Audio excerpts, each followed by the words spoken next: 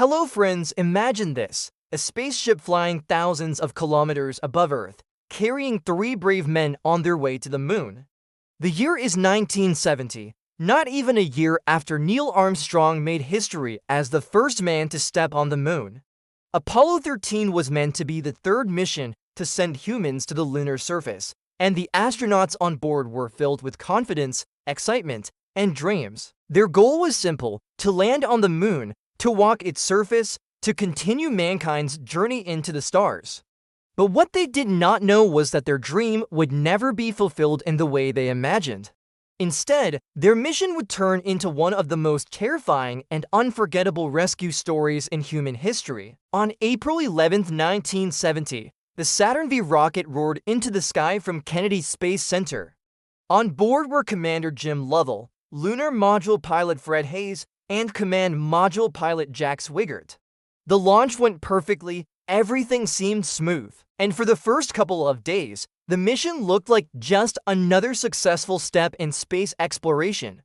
The astronauts even joked with ground control, with Swigert asking if he could get an extension for his tax returns he forgot to file before the launch. Everyone laughed, the mood was lighthearted. Even Mission Control admitted they were bored to tears because nothing seemed to be going wrong. But on the third day, boredom suddenly turned into horror. After a routine television broadcast, the crew was asked to check the oxygen tanks.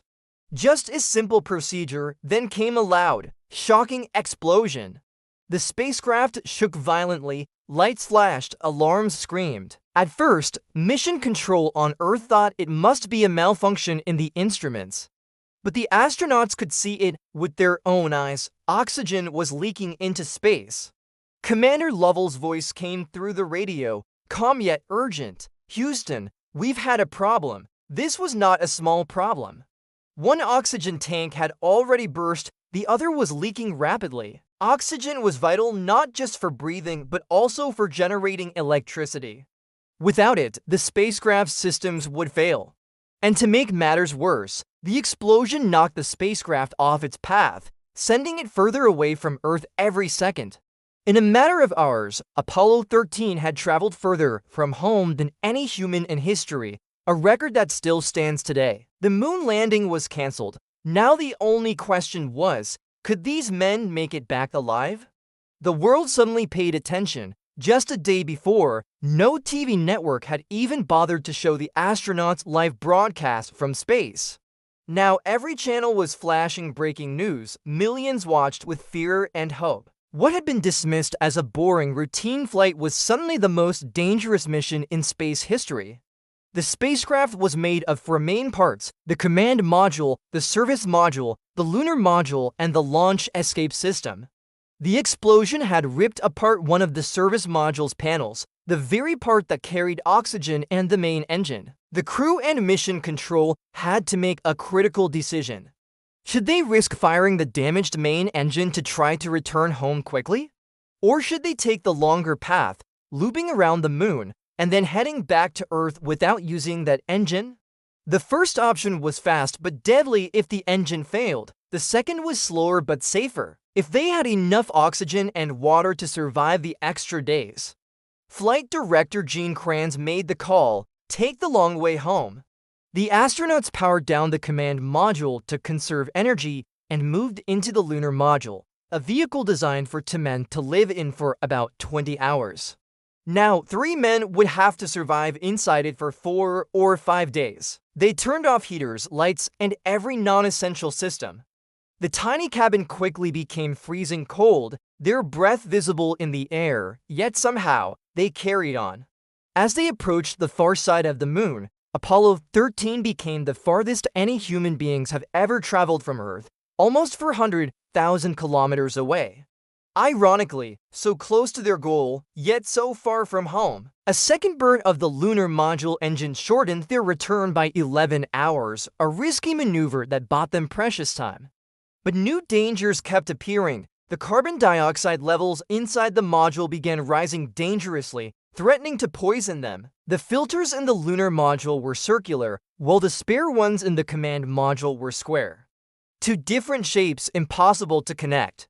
The engineers on the ground had just 24 hours to come up with a solution using nothing but the items available on board: plastic bags, cardboard, suit hoses, and duct tape. With step-by-step instructions from Earth, the astronauts built a bizarre-looking contraption. It wasn't pretty, but it worked. The carbon dioxide levels dropped, and they could breathe again. Every detail mattered. The astronauts were told not to drink more than 200 milliliters of water per day, because producing more urine could alter the spacecraft's delicate balance. They lost 14 kilograms in total, suffering hunger, thirst, and freezing temperatures. Hayes even developed a painful infection. Yet they held on, carrying the hope of the entire world. And friends, before I continue the final dramatic moments of their return, let me ask you something. If stories like this inspire you, if you want more thrilling tales of history, space, and survival, then make sure you subscribe right now. That one click helps me keep bringing you these untold stories, and you won't want to miss what comes next. The lunar module, built only for short lunar landings, had now been fired 3 times, more than ever intended. Against all odds, it held together. But as Apollo 13 neared Earth, calculations showed the spacecraft had drifted slightly off course, again because of the vapor leaking from its damaged tanks. Commander Lovell had to perform one last engine burn, a make-or-break moment. With nerves of steel, he fired the lunar module's fragile engine one more time. The course corrected, they were finally on track to re-enter Earth's atmosphere. By now, the entire world was watching. Families of the astronauts sat together in mission control, holding their breath. News anchors repeated the same haunting question: would the battered command module survive the fiery re-entry into Earth's atmosphere? If the heat shield had been damaged in the explosion, it would disintegrate instantly, killing the crew.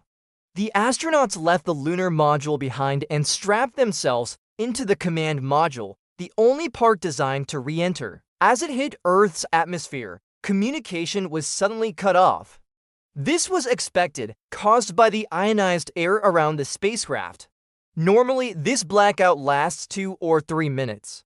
But 3 minutes passed, then 4. The silence stretched longer than anyone expected.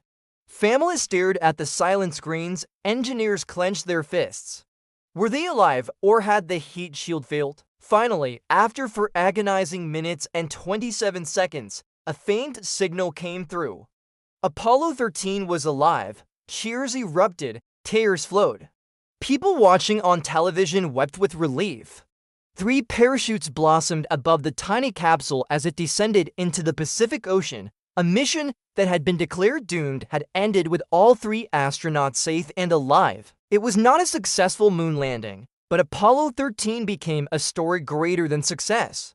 It became a story of teamwork, human ingenuity, and survival against impossible odds. Jim Lovell later wrote that the strange contraptions they built in space weren't handsome, but they worked, and that was the spirit of Apollo 13, using whatever was available, thinking outside the box, and never giving up. The mission forced NASA to adopt stricter safety measures, redesigning equipment, and preventing such accidents from happening again. And indeed, the following Apollo missions 14, 15, 16, and finally 17 were all successful. But Apollo 13 has remained the most famous, not for walking on the moon, but for showing the world how close disaster can come, and how determination and brilliance can snatch life from the jaws of death. The Apollo program ended in 1972, with Apollo 17, the last mission where humans set foot on the moon. Since then, no one has gone back. Why? That question, my friends, is a story I've explained in my video on Apollo 11, Neil Armstrong's legendary mission. You can check it out right after this. But before you go, I want to hear from you. If you were in Apollo 13, trapped in freezing darkness with limited oxygen, would you have had the courage to hold on like these astronauts did? Let me know your thoughts in the comments below. I'll be reading them. Thank you for watching, and until next time, stay curious and keep looking at the stars.